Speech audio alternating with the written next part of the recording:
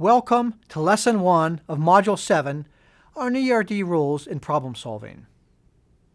I am going to start with an important question about the limits of diagram rules. What kind of errors with primary keys cannot be detected by the diagram rules? Module 7 refines your background on ERD notation from Module 6.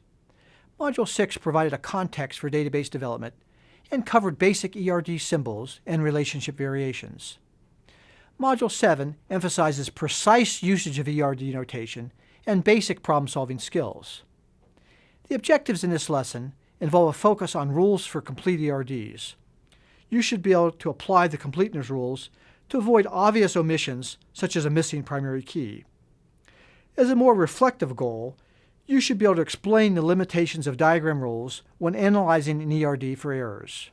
Diagram rules serve a purpose similar to syntax rules for a computer language. The absence of syntax errors does not mean that a computer program performs its tasks correctly. Likewise, the absence of notation errors does not mean that an ERD provides an adequate data representation for a business situation. The diagram rules do not ensure that you have considered multiple alternatives, correctly represented user requirements, and properly documented your design. Modules 8 and 9 cover these issues to enhance your data modeling skills. This lesson covers the completeness rules that prevent omission of required elements in an ERD. Despite the simplicity of the completeness rules, some students still submit ERDs and assignments that violate completeness rules. The first three completeness rules for primary keys, object names, and cardinalities are mandatory. A finished ERD should not have omissions that violate these rules. The entity participation rule is optional, but usually necessary in most parts of even large ERDs. If violated, a warning should be raised. An entity type not participating in at least one relationship should be carefully examined. Without participating in a relationship, the entity type cannot be easily combined with other entity types in queries. An ERD can be inspected to identify completeness rule violations. Note that you do not need to understand the meaning of an ERD to identify diagram rule violations. This ERD has the following violations of completeness rules. The student entity type does not have a primary key as no attribute is underlined. The relationship between offering and faculty is missing. The supervising relationship is missing the minimum cardinality. If you look carefully, you'll see that the minimum cardinality is missing near the crow's foot symbol. The course entity type does not participate in any relationships. Although this omission may be allowed in some rare situations, a connection is required for the university database. Correcting errors in diagram rules may require an understanding of an ERD's meaning. Typically, business requirements already collected indicate the corrections, so it is just a matter of reviewing the requirements again. For example, business requirements would probably indicate that STD number is the primary key of student. For regular or non-identifying entity types, identifying a missing primary key is easy. Few students omit primary key specifications for regular entity types. For weak entity types, identifying missing primary keys can involve two entity types, a parent and a child, in a one-to-many relationship. For a weak entity type with only one one-to-many identifying relationship, the primary key consists of a borrowed primary key from the parent entity type and a local key from the weak entity type.